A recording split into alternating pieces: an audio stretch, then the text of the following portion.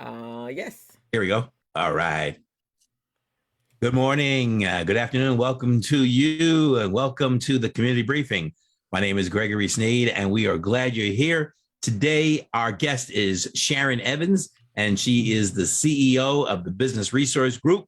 She'll be joining us momentarily, and sit back, relax, and enjoy. It's also the 21st of September. Do you remember? Anybody catch that? The 21st of September. September. Okay, there you go. Okay. Little Earth, Wind, and Fire there. Okay. Earth, Wind, and Fire Day. Yeah, yeah. Ain't that the And Temptations? It's the Temptations. no, that was the 3rd of September, the day Oh, I'll the always 3rd of remember. That was September. the day that Okay. my father died. Okay. No, do you remember the 21st of September? There you go. Thank you, Sarah. Stick to the BBA, girl. Just wanted to hear you sing some of that. That's all. And a happy birthday to Greg. Yep, happy. My birthday was this past Tuesday. So 39 again. Good. Let's just keep repeating the 39th birthday. That's it. Yep. Oh. All right, back on track. So, yeah, my name is Gregory Sneed. Name of my company is Lifesaver Financial Services. I help my clients with wealth building, asset protection, and legacy creation. Also, I teach financial literacy and a personal financial coach, because I firmly believe that when you feel better about your money, you feel better about your life. Now, it's my pleasure. When did you get back from Egypt? Oh, I've been back now. 2 weeks, 3 weeks. Now. 3 weeks. Okay, so for the rest, you got still more. But this is the last time. This is the last that we're bringing to the stage our Egyptian queen of the community briefing, Miss Crystal Mitchell. Awesome. Thank you guys so much. I got my friend, you guys know Delphine Pruitt, right? Delphine is in Egypt doing her thing. She doing even more than I did. Next year but I got to go in the cooler weather to do what she did, because it's 107 degrees in Aswan. I can't deal with that kind of weather. But so you guys got to check out her Facebook page. She's having a fantastic time. She'll be back to tell us about it. So I'm Crystal Mitchell. I'm the co-director of Recycling Black Dollars, and as well as I have my own business and a number of other podcasts beyond the community briefing. I have the Business Zone, which is on Friday, and we have Mr. Eric Bell going to be on Friday, and then after that we have Mr. Joseph Duncan that's going to be on at the end of the month. So you guys got to check us out. The community briefing was brought to you as an inspiration of mine. I just felt that we were not going to get all that we deserved to have during the pandemic. So I felt we needed an outlet to make sure that we were able to inform our people. It grew legs of its own, and we have a fantastic team with Gregory and Stephen Turner and Robin Billups. And so it's moving on, and we want it to be the voice, and that's our goal, is to make it the voice of our community, so we know what's going on and meet with all the leaders and stakeholders in our community that are making things happen for us. And most importantly, is for you to meet them, so that when you see them on the streets, you have some connection to them, guys, because the only way we're going to change our situation is for us to be one voice, one mind, and be able to use those voices to get what we deserve to have in our community. So we want to thank all of you for joining us every week. This platform is powered by Recycling Black Dollars and the BBA, the Black Business Association. Miss Sarah Harris is joining us today. So again, you guys, if y'all know me, you know I'm all about this unity thing, and I'm all about us closing our silos, and I'm all about us working together. So this is why this is existing. We're financially powered by Los Angeles LDC, Southern California Edison, Wells Fargo Bank, PCR, Pacific Coast Regional Center, and I think there's one other, somebody back there, SoCal Gas, and Northrop Grumman. So those are all of our sponsors, and so we want to thank you guys for joining us. Continue to come. Go over to our YouTube channel, hit that subscribe button, so whenever we upload, and like, right? And then refer guests over to us. With that, Stephen, you coming in later? Okay. Miss Robin has she's been traveling a lot, so she decided it's time to sit her bottom down. She just came back in from Vancouver, so today she's a little under the weather. So with that, I'm gonna turn it back over to Greg, and he is going to introduce our great guest today, who's a good friend of mine. So before we get started, Stephen, you mentioned that Mr. Lombard, I think, had a very quick story to share with us. Come on, Stephen. What are you trying to do, man? He threw you under the bus and then put it in reverse. Well, back in the day, I used to be a business manager for entertainers, and the Temptations was one of my clients. Oh, Right. wow. Okay. A celebrity. And I did have the opportunity to sing My Girl on the stage at Caesar's Palace with the Temptations.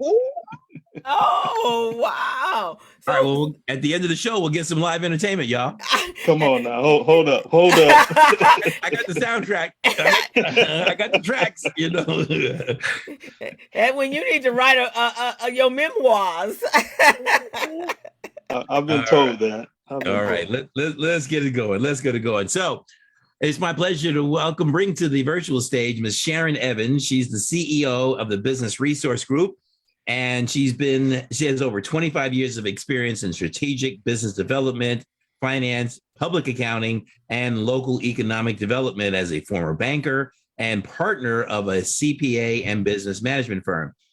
She and her team have helped finance and support the development of thousands of small businesses throughout California. And under her direction, Business Resource Group, also known as BRG, has assisted nearly 17,000 small businesses in accessing over 290 plus, I guess that's 290 million in financing and 185 million in new contracts, working with major corporations across numerous industries, and to use her expertise to accelerate supply diversity, small business outcomes. And she's also served as an advisor to the US Small Business Administration and Capital Access. She's worked in different financial sectors. And before the show, I didn't get a chance to find out where she's from, where she grew up. Is she a LA girl? Is she from the Midwest? Is she from back east? So as part of her introduction, she will share that with us. So please join me in welcoming to the virtual stage, Ms. Sharon Evans.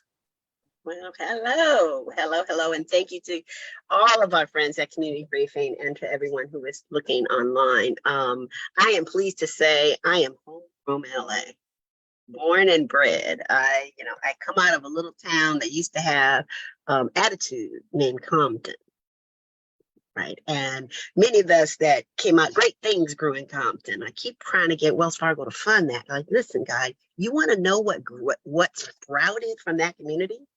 Amazing things. My aunt had been on the Board of Education at Compton for 40 years. My cousin Helen was city controller. Our family was steeped in understanding what it means to be part of community. And so as I left Compton at 16 years old to venture to a little town called Glendale, I got a rude awakening. But what I took with me were the lessons that Junior Statesman Foundation gave me. They taught me how to speak. They taught me how to articulate. And they taught me how to listen to the needs of my community when I was 12, 13, and 14 years old. So there's a gift to being part of the public policy system. And the system that is connected to the needs of our communities, that can go places, hear what others are doing. Because with Junior Statesman as a child, I traveled. I passed out flyers at airports. I lobbied on behalf of issues that were concerns to young people. There were 3 of us from Compton that traveled the nation and got to do that. The gift is because of that work. I received a few scholarships, one to USC. I was admitted to USC at 17 years old with a full scholarship.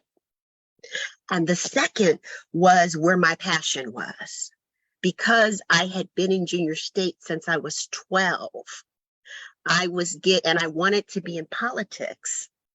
I was given an internship with the late Julian Dixon, and then that followed up with Mervyn Dimely. So I was blessed to sit at the knee of some of our great Black leaders who taught me the connection between the power of policy, the power that legislature had to impact our people, while I listened and communicated the needs on the debate stage. Because my colleagues were at university, they were at the white schools and all over, and that's who we traveled with. So it was interesting that a few of us got to be in that space, but learning from our leaders, we understood the responsibility. So strangely enough, I walked precinct with Merv Dimely. I walked precinct with my aunt. I served as a student youth controller in the city treasurer's office in Compton. And I got a chance to follow the money.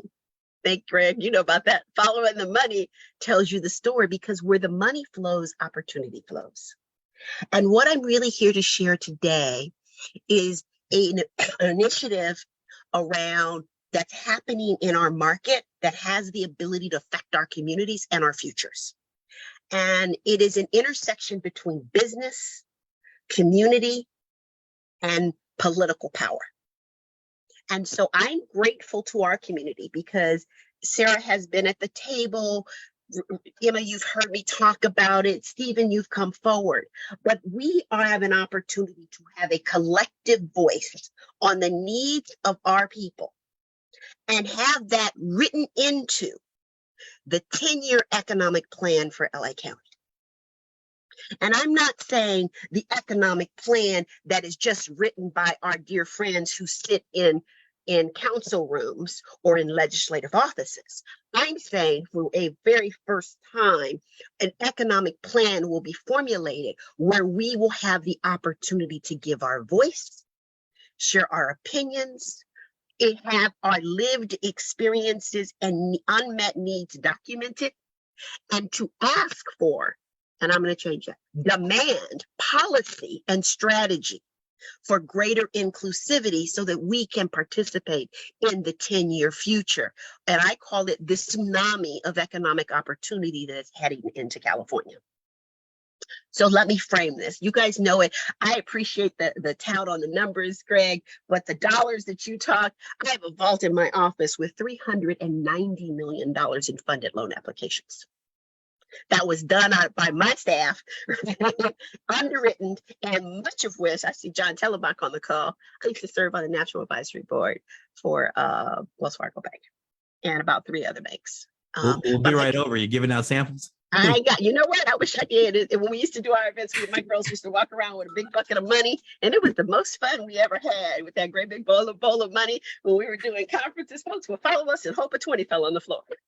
But it was our way of attracting attention to say, hey, money's accessible, and it is. But today I want to really focus on not just the money and lending, because then we have to pay it back. That isn't built that, sometimes we can use that and build wealth. But I want to talk about the money that's flowing through policy and programs and opportunities that will open the roadways for us to take our hand and put our business and our residents and our seniors and our grandmothers into a flow of policy that ensures our needs are met. And so first we have to define and begin to define those needs. So we are blessed that in California, the governor approved something called the California Economic Resilience Fund. Now they want to rename it because they're like, what the heck is it? But it is an unprecedented opportunity for 13 independent regions around our state to actually look at independently, not a statewide strategy, a regional strategy of what did our communities, what needs do they have coming out of what was a very devastating pandemic that we have not addressed. So what do we need for resilience and recovery? 2, where are the high growth industry opportunities to create high quality jobs?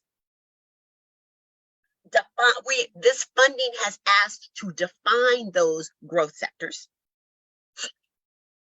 3, identify and define the strategies that are necessary for our communities to become more resilient and sustainable. How do we wrap ourselves around it so we don't have to be rescued the next time something happens, but that we can stand up and have systems and infrastructures to protect and have our own communities survive and thrive? So resiliency strategies is a key goal. The 4th is really important to me. The 4th goal of this CERF initiative is to identify and define the readiness of our communities to transition toward this carbon neutral future that our governor wants to see. And I want to take that moment because that's a big lift. Our 10-year economic plan for the entire LA County region, from Antelope Valley to Long Beach, will be written as a result of this CERF initiative. And I had the pleasure, the governor funded, our legislature funded $600 million for this initiative as the seed dollars. Yes, Joseph, as the seed dollars. So every region received a $5 million planning grant. And that was a little controversial because LA is one of the largest populous areas in the regions in the state. And there's one region that has 300,000 people, but they got the same 5 million. So what they're really saying is no matter who or where you are, reach deep into community and figure out its needs around these 4 goals and come back with a plan. So we have an 18-month plan, 21 months to report out on the plan to spend this $5 million in planning in order to figure out how do we not only do technical research around the needs, which we always hire great corporations and research institutes to take this money and go do this work, but how do we incorporate our knowing about what our community needs? That's what makes CERF so powerful. It is lived experience data. So let me tell you, the gift that I was given, and it was a gift. At some moments it didn't feel like one. When we put together the CERF project in Los Angeles, the convener is the Los Angeles Economic Development Corporation. Our fiscal agent that's handling the money is the California Community Foundation. When it came time to figure out how we were going to do this, we were asked, we wanted to have an outreach and engagement committee, and we would have a governance committee, and we would have a research committee. And so folks nominated, they were asking for 3 nominees to participate and help to structure and support each of the committees. And I wanted someone particular to serve in outreach and engagement. Strangely enough, when the nominations came in, I was on the list. And I wasn't the person that I nominated on the list. So there were 4 co-chairs identified for outreach and engagement, and I was written in, shall we say. And true to form, and because of God's blessing and the gifts of having been mentored by Julian Dixon and Merv Diamond, I had an opportunity to understand what Merv used to always tell me. He would come to my office and say, let's go for a walk. He said, let's go get soup, but let's go for a walk. And he'd walk right past the receptionist and plop himself in my office. And that was on every other week. And we would go for a walk. And we would look at businesses and we would talk about the straits. And the time my office was headquartered in Westwood. And then we go for a walk in Compton, and we walk Martin Luther King, we walk Willowbrook. And when we did this work, he would point out people and places that had the ability to change the fabric of our community. Because there were blocks on Wilmington that had one little corner store and everything else was boarded up. There were places, there were small shops that had one little storefront that the kids from the Willowbrook Middle School could go hang, it was junior high back then, could go hang out in. And it was just a storefront because there wasn't a community center or something nearby. He says, that is what we're here to support. Because in there, the barber shop is where our folks get to hang out and not get stuck in trouble on the street. So I understood that the community voice has something to say. And when I was given the gift to serve as a co-chair of CERF for Los Angeles, we wanted to figure out how to allocate part of the funding so that you, as our community members, could share your needs, your experiences, your desires, and your thoughts and ideas about what it took to make a more resilient community, what it took for us to recover and have inclusive economic plan, what it would take for our communities to stand up in the face of a potential another catastrophic event, whether it be public health, whether it be flood, whether it be fire, like it was with the Watts riots. What did we need? So the way that we did things is we structured an approach that took half, and it's actually a little more than half. We took $2.7 million of the $5 million grant and said, we're putting this in the hands of community.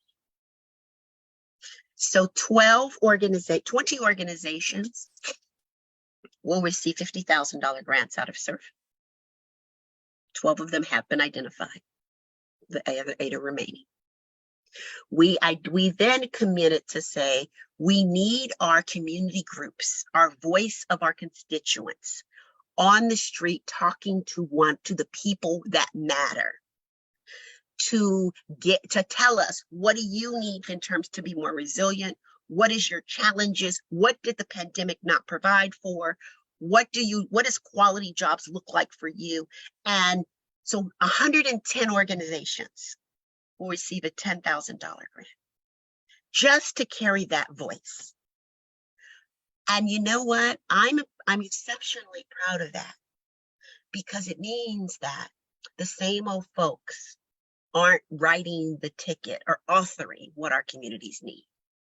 That we get to lock horns with our partners and our constituents and our community and say, no, here's what we need. You're not writing it for me. And that used to be what we would call Mr. Man, right? Mr. Man's not writing it for us. Our community is. Because of some leadership on the governance committee, we committed that no matter what, from a steering committee standpoint, 80% of who would steer this initiative had to be from community. I'm thrilled to say we just had our first steering committee meeting and we have more than 80% representation. And I want to tell you, so what we're going to be doing, we elected some of what we call affinity hubs. And I thank our co-chairs for helping to make that happen. Angela Gibson was one of our co-chairs. She was a gift. Stella Ursula from Grid Alternatives is one of our co-chairs. So we had a chance to identify what we called affinity hubs. And they are thematic representatives of pieces, small segments of our constituency. In order to get everybody's voice at the table, we have to convene along commonality. And so the commonality looks like this. There will be organizations, and we call them tables. We have a hub where we will house the voice of our youth. So whether they're at-risk youth, foster youth, opportunity youth, just an involved youth, there is a youth table, right? And there is one organization that has already been committed to won the seat to lead that table. And there will be 9 $10,000 grants for youth. And let me give you the great news. There will be one from every service planning area in the county. This work has to be done countywide. It can't just be done in one part of the town. So there will be someone representing the SPA 7, which is the East LA area. There will be somebody from the South and the youth table from the West LA area. There'll be someone from the South Bay area. There'll be someone from Antelope Valley. You get there 9. We took South LA because of its demographic differentiators and split it into 2 spas. So there'll be 2 representatives on youth from the South LA, 1 from east of the 110 and 1 from west of the 110. The idea was for the collective voice of the county to come together and speak to the needs of our communities so that we can build a collective strategy. We have families. So our agencies that represent families, whether they're single parent families or domestic violence families or social service agencies, they will convene. The third hub is really all about our veterans, because our homeless, because we knew that the voice and the needs of homeless was going to overpower everything right now. So somehow we started and combined homeless with veterans and seniors, and the committee said, you know what? Veterans have their own distinct issues, so let's convene them separately. Seniors is important to me because I am one. So I want to remember the goals. The goal is, how can we be more resilient? 1, our communities. 2, how are we going to participate in high quality jobs? Seniors may or may not be looking for that. 3, what unmet needs were not addressed as coming out of our COVID and recovery? 4, I can tell you that the research that I have done says we've had a 22% increase in poverty among seniors. The food banks have seniors in line in a disproportionately increasing rate. Something went wrong there, right? And 4, it's what are we ready to transition to a carbon neutral economy? Well, I got to give you a personal story on that one. I don't know a whole lot of seniors that can afford to put a $50,000 solar system on their house. Somebody schnookered my mother, and she had to spend $30,000 on it. And if I could have undone that, oh Lord, you know I would have. But what do they need? So how does our seniors, are they looking for electric cars? But should they not? Are they not participants in the community and should benefit from this transition? We have to figure that out. That's what that table will begin to talk about, because we have to hit all 4 goals. But I can tell you, if we're going to write an economic plan that is inclusive of everyone, that voice has to be at the table. Does that make sense? So let's talk. We have employers in business. Those are the drivers of our high quality jobs. And so the table, Kevin Harper's on the table, and he happens to lead the Affinity Hub for Employers in Business. Congratulations, Kevin. So that's going to be a vibrant conversation, whether you're small business trade associations and chambers or what have you. You're going to have a voice on where does business need to go and what needs to happen. There's economic development that's being led by Tanua Thrash. There's civic engagement and a place for each of our place-based coalitions like Slate Z. There's a place for underemployed, like our formerly incarcerated individuals, our disabled individuals. They get a voice because the plan has to include them too, right? There is a place for labor and workforce development entities. There's seats that are designated for immigrant communities. And it doesn't only mean Latino in Los Angeles. We have a wide variety of immigrant voice that needs to be at the table, right? We have one table around sustainability, the organizations that do the green work, because they've got to tell us, okay, how do we integrate this? Academia is at the table, and our government offices are at the table. So each of those hubs will convene 9, at least, funded groups from across our region to lead that dialogue. But we will also go to survey, reach out to our communities, and get that voice. It is critically important to me that this is not written in some ivory tower, that this become grassroots, which is the intent. So why do I say this important? Because here's what's going to happen. I said $600 million, right? So the first $5 million is just for planning. The state did some pilot grants. Beginning, the steering committee of CERF will have the opportunity to look at projects that can affect our communities along those goals and make recommendations for funding of those projects out of that remaining money. Now, the state has taken the remaining money and split it into 2 cycles, and that's why we had to convene a steering committee. And thank you for your support and your endorsement overwhelmingly for helping me to achieve a seat on that steering committee, because my voice is there to carry your voice. And it doesn't matter if we are community nonprofit, if we are large corporation. On that steering committee, our voices are equal. And that's a brilliant thing. So with that, I will tell you we are faced with, there are 8 additional tables for what we consider to be undervoiced constituents, whose voice wasn't adequately covered by the structure we created. And so the Outreach and Engagement Committee, prior to us dissolving it and moving into the steering committee, made 8 recommendations. We are recommending veterans have their own table. The LGBT community spoke up. They had been overlooked. And so we recognize their distinct needs need to be there. The voice of women is underrepresented. So we recommended a women's table. Strangely enough, we recommended a table, and any help that we can get is vitally important.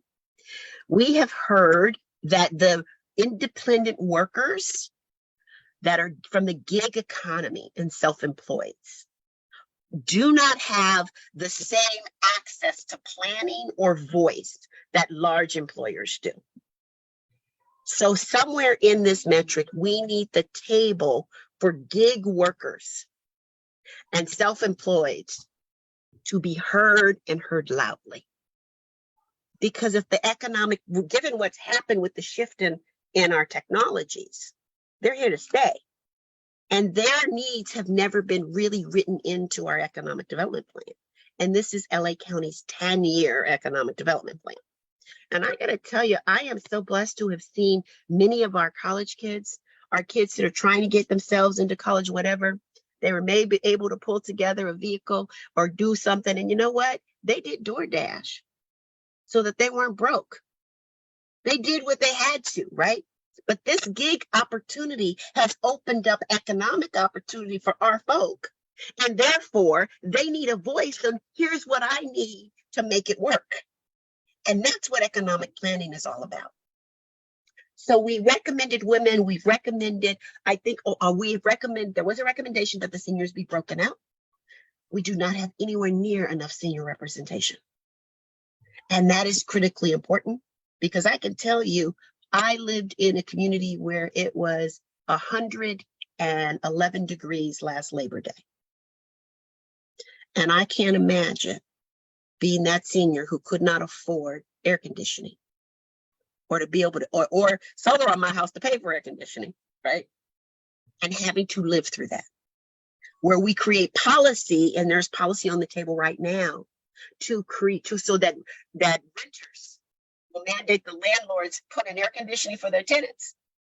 What about your mother, your grandmother, who've been in their house forever, can't afford to upgrade the electrical panel, can't afford air conditioning, and it's 111 degrees outside?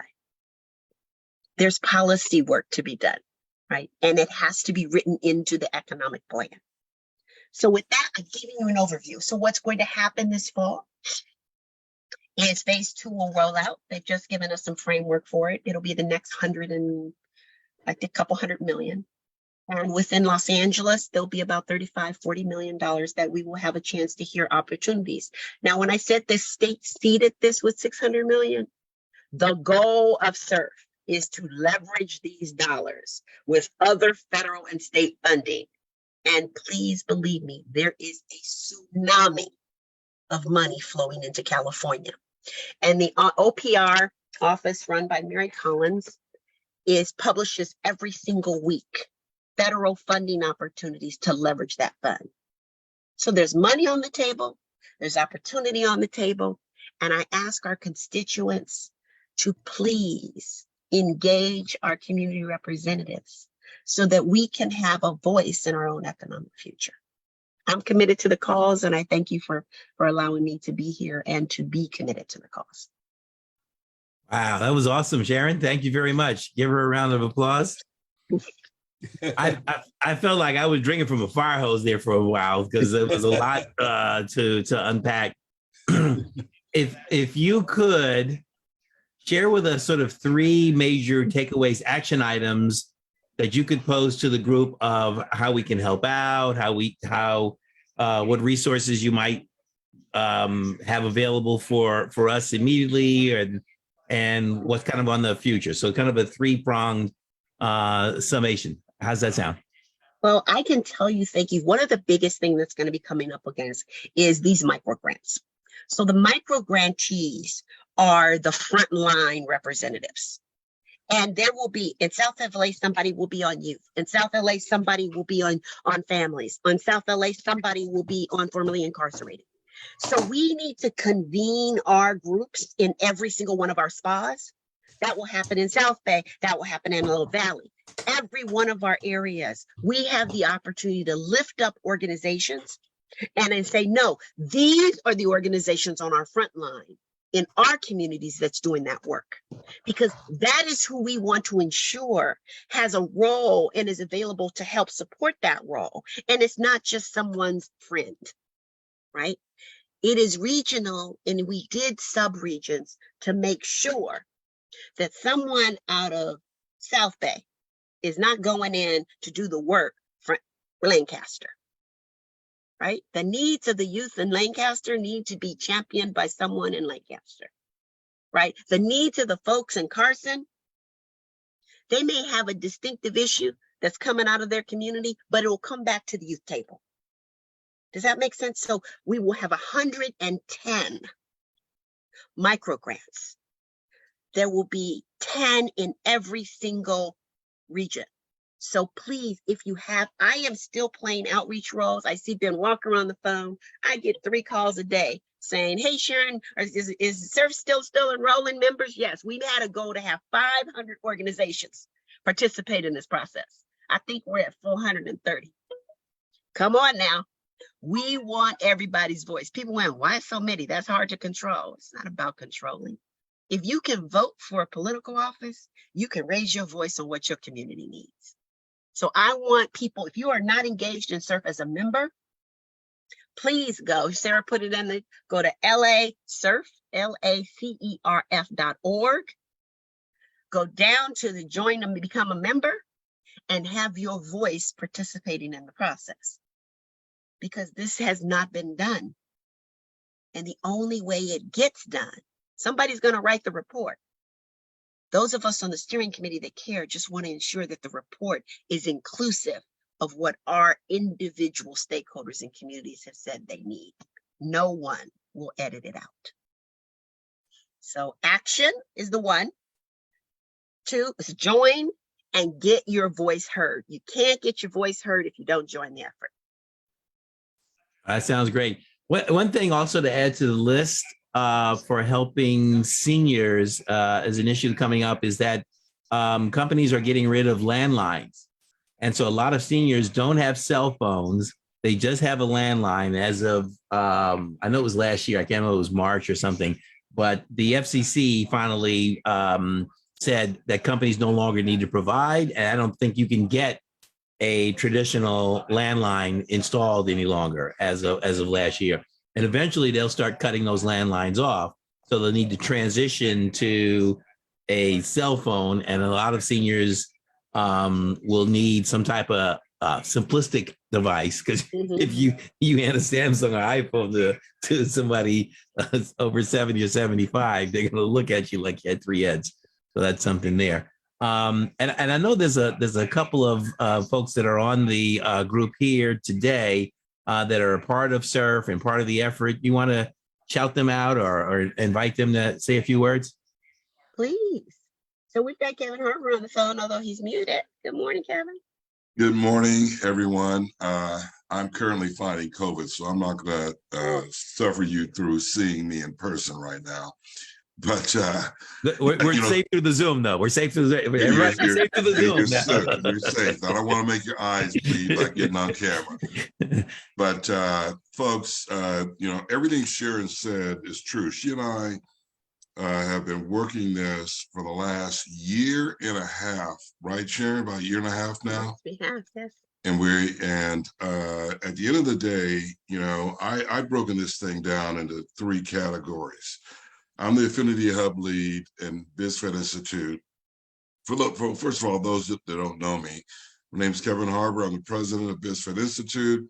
We're a 501c3 public policy, business, educational think tank geared toward addressing subject matter that affects the regional economy. We convene forums and bring together subject matter experts, stakeholders, business leaders to either,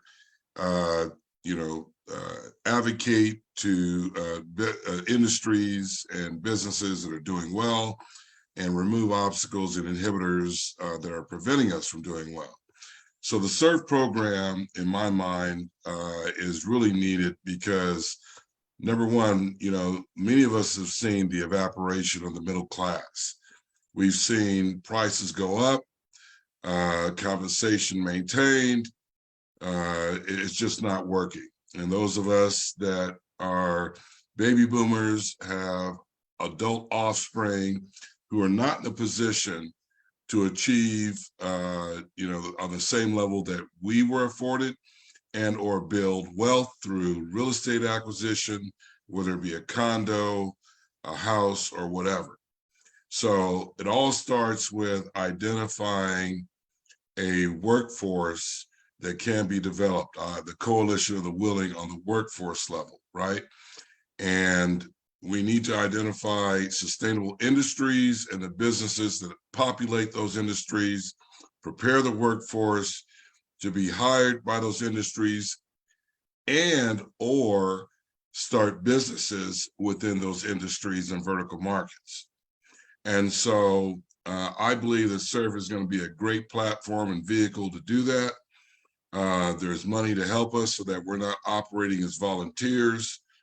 And, you know, Sharon and I and many others have been advocating and pushing and researching and fighting in some cases to make sure that, that all the boats in the harbor rise, and especially our tribe. I'll just be candid. I want to make sure that we will not get left behind, but also to be fair, because we have integrity and a moral compass.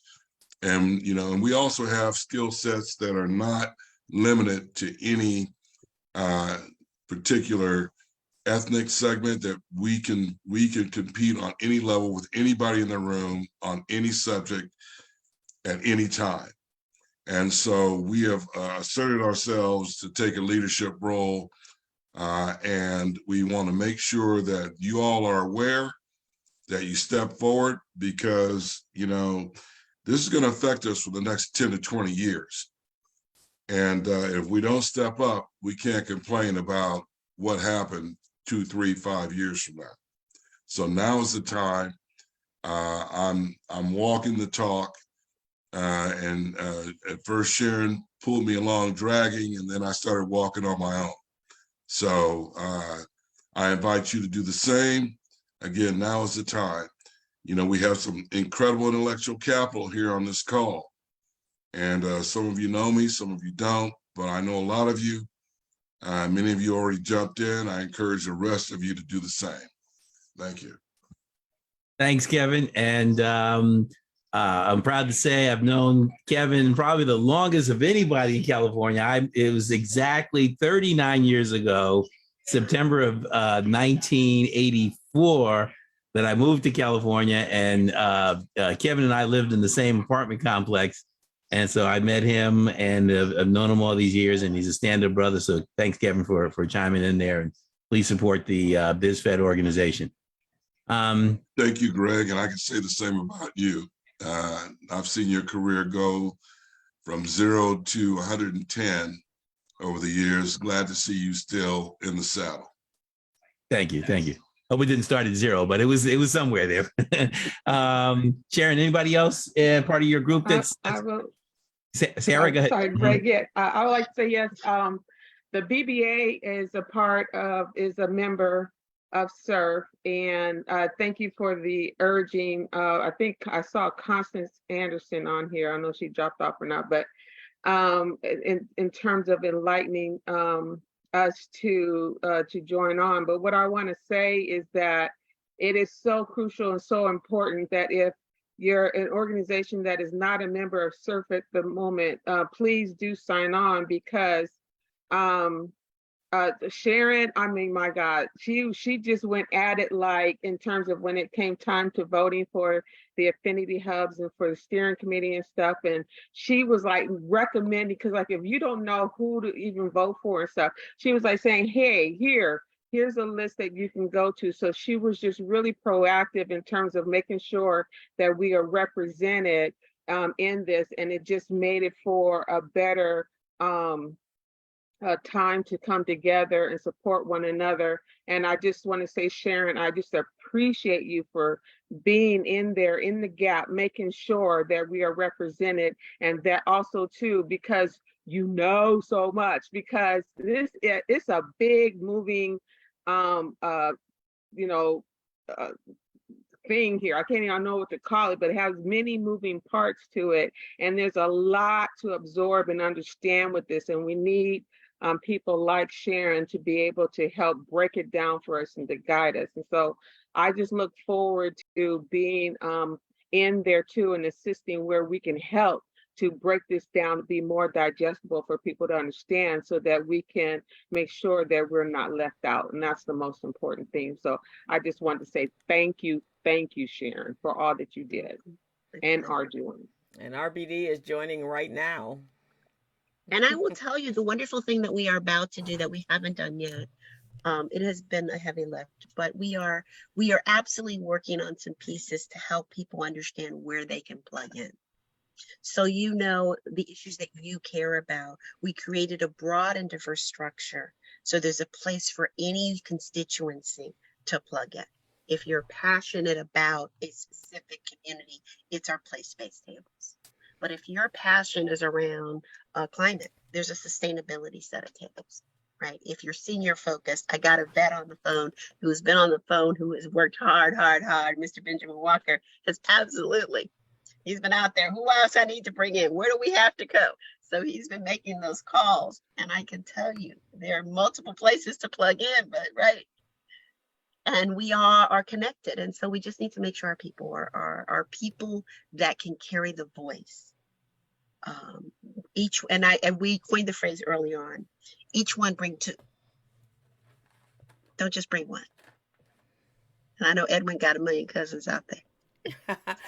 Sharon, you're awesome. The very first time I met you, and that is exactly how I got my co-host for the recycling for the business zone, was because you hosted a workshop on contracting, and I didn't know too much about it myself, but Gilbert and I hooked up from there, and it's been 7 years since the launching of the business zone. So I want to thank you.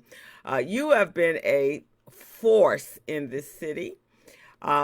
Anytime I need to know what's happening, or if I know there's a crisis happening, you give me a call and you let me know, and then I activate on what I need to do. So thank you for that.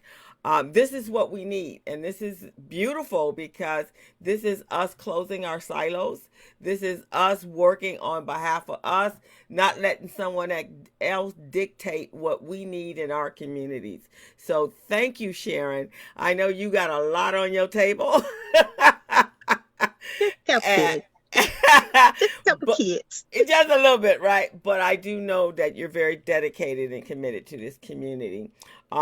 We have, so wherever we can fit in the community briefing being the voice, if you need that outreach, that's why we're here. That's why we were created, was because we all know a lot of times we get information last, but we can't react. We don't have enough time. So this is plenty of time for us to all engage. And I'm asking everyone here, there's 26 of you, and I know if we multiply that by the 6 and 7 people that you know, we can make sure this is a far reach outcry for what we need for our community.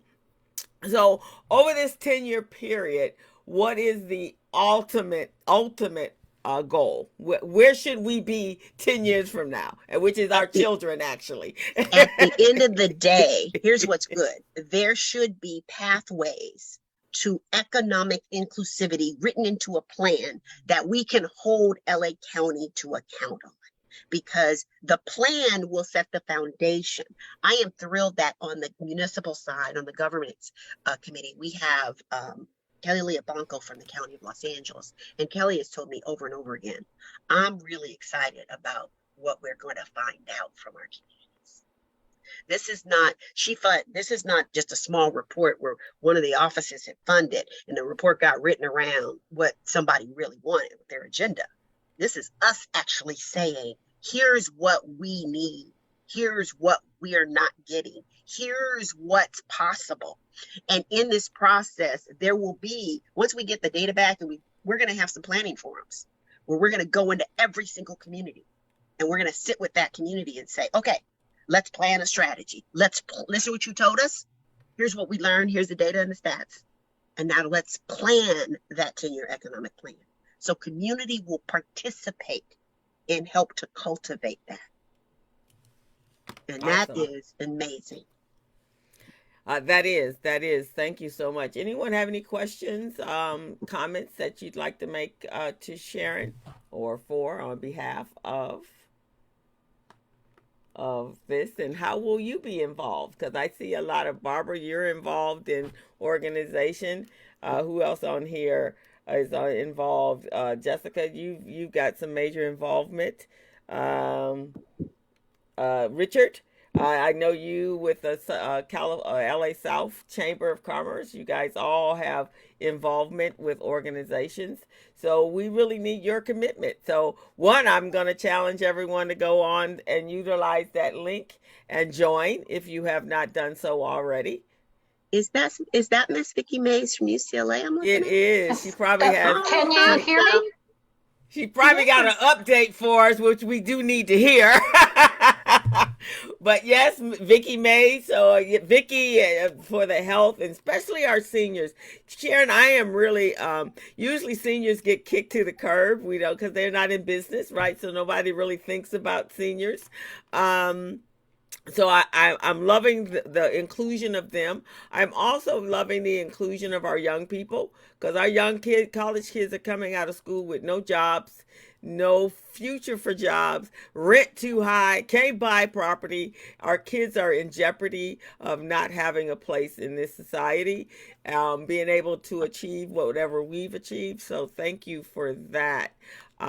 Vicki, you got Dr. Mays, you got a question or comment, or how can you be involved?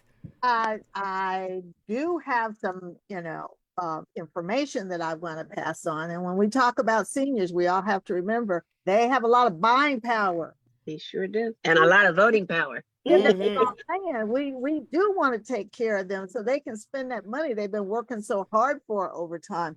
But anyway, so there was just an announcement today. So I want to make sure everyone knows that you can get 4 free COVID tests from the federal government.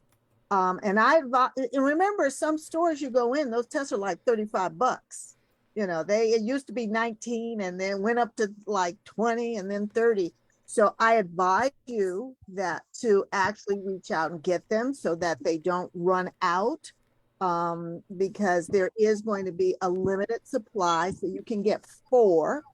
The other thing I want to share with you, everybody should know at this point that the updated vaccine, COVID vaccine, is available through either your providers or, different drugstores, etc. I do say that you should seriously consider it. One of the things is that the Black community has the least number of bivalent vaccine. So we didn't get any of the others. So if you missed the others, go get this one. If you got the others, still get this one because it's a little different than the other one. It is for the Omicron varieties that are out now to offer people protection.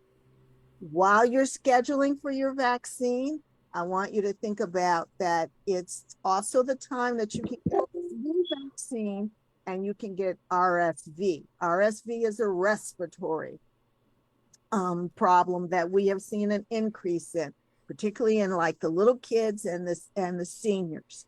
So do not go and get them all together. You can get 2 of them together, but don't, sit up there and say, I'm going to fortify and get everything. That's a little much. You theoretically can, but most, healthcare providers don't recommend it. But, thinking about getting COVID and the flu vaccine together is great, or thinking about getting flu and RSV together is great. So what I will tell you is don't be Johnny come lately, because it could become January, you'll be paying for these things. So, you really have to think about who is supporting kind of the free vaccines and what happens if we see a change, and that you may, if somebody doesn't believe in them, they'll tell you, if you want it, go pay for it. So I'm just saying, between now and the end of the year, you should seriously think about, if you're going to get it, to get it. Awesome. So that's Awesome. my update. Thank you. Thank you. And so you can get free vaccines. Are they doing free testing? I got someone that tried to charge me for testing that I got in 2020. Yeah. No, the testing should still be covered. The way the testing is free in LA County is if it's done by public health. Okay. Some of your providers will do it for free, but you have to figure that out. But again, see, this is why I'm saying I would do things while things are free. So I know that right now the vaccines are covered. There's an agreement to cover it. If you have insurance, they're going to bill your insurance. If you don't have insurance, they have a way for it to be covered. Testing is also supposed to be LA County, particularly with the uptake in cases, that they will cover testing. And this is why the federal government has said on a national level, because of the uptake in cases. See, people think this stuff is not serious. Now, when you see the federal government going to spend all this money again, you need to think about like, oh, okay, maybe it's a little more serious than I thought. They, again, are about to send out 4 tests. Think about that's like about $20 that you pay. They're going to give you that because they really know that winter's about to come. You're going to be around and in and huddled up and heat on and all this other kind of stuff that's, just making you ripe. So they're trying to prevent that uptake from getting any worse. It costs them too much money when people end up in the hospital. And Kevin Harbour has COVID, so take it from there. We have a couple questions real quick for you, Sharon. Ardina said, will there be need for graphics? Because that's what she does. And Richard, would you like to make a comment or ask a question? Yeah. Hey, Crystal. Yeah, I was a little late today because I was coming from my primary care physician's office. Vicki, I had a question for you. Now, I did my last booster and flu shot probably around April, probably the first week in April. I'm sorry, August. Okay. Is there a time frame between that last booster and the new one that just came out that I should wait? Or would you suggest a couple of months, or what is the recommendation? There is a time period, but the time period is also a function of the kinds of issues that you might have, if you're immunocompromised, things like that. So I am immunocompromised because I'm a cancer survivor. Right. Yeah. So you should ask your physician, and you should ask, which ones to take in what order. So, yes, you should wait, but you may be in a different situation. Oh, okay. All right. Okay, so there you go. So for anyone else that may have some compromise, yeah, we need to take care of ourselves, guys. Mask back on, hand cleaning, all that, spacing yourself out from people. I went to I'm still gauging what that looks like for me, but on planes, I'm masked up. I was in some large crowd the other day. I'm masked up, so I'm sorry. You may look at me crazy, but I don't want COVID, so not again. Sharon, thank you so much. So please know that this platform is yours. when you want that outreach. And of course, all of us reaching out like you did. We all jumped on it, and we're pleased to jump on it. So with that, we want to continue to help support this and make sure this becomes a major impact and we see change. I am seeing the needle mudging in our community, and I'm seeing us all start to work together, and that's a beautiful thing. Taking care of ours. I'm always concerned about our youth of tomorrow. I don't know how our youth entrepreneurial program fits in all of that, but Rhonda and I are always on board. We're kicking off a winter program, the Biz Institute. We are going to be over at St. Mary's Academy every first and third Saturday of every month. So if you guys have any young people that have entrepreneurial endeavors, we have to start them early and get them in business, and then you supporting them. So reach out to me if that's the case. Greg, Stephen jumped off. So who's our guest for next week? Next week, we have Dr. Vanessa Montañez, and she is the Senior Vice President of Community Lending National Manager at City National Bank. Awesome. So you guys want to come back, go tell a friend, join us and subscribe to us on our YouTube channel. You can find this show to share on Facebook, RBD's Facebook, my Facebook, the Community Briefing Facebook, the Business Zone Facebook. So there ain't no way you cannot find it. It's tagged on Greg's and Stevens and Robbins. So we are out there sharing. I will tag it over to you. So it'll be on yours and the business resource group. So thank you guys. We are at 12:03, and so we want to respect your day and your time. So thank you so much, Edwin. Thank you for dropping by. Kevin, thank you for coming by. And everyone else that Feel better, here. Kevin. Feel better, Kevin. Kevin, put your mask on from here on out, wherever you are in these big groups you're in. Yes, ma'am. Yes, Sharon, ma'am. you do the same. Edwin, we need you guys, and we cannot have you guys getting sick. So please, guys, take care. I got my mask. It's in the wrong place, Greg. I got my mask on. Does this work there, Dr. Mays? Is this going to help? I don't think so, but you look cute. So tune in Friday to the Business Zone. We have Eric Bell. He's a wealth advisor, and he also is doing big business in Africa. And then, of course, come on back the next Friday because Mr. Joseph Duncan is going to be on the Business Zone. So check out the Business Zone for the flyers and information.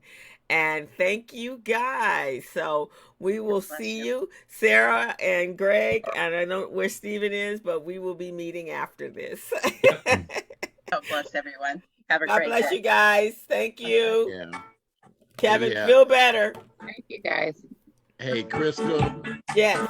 who would have thought years ago we would be welcome to wear a mask into a bank? Oh, I know. With headbands and all that kind of stuff. Who would have known? All right, guys. Have a good weekend. Bye-bye, Emma. I'll call you, Sarah. I've been out of town again.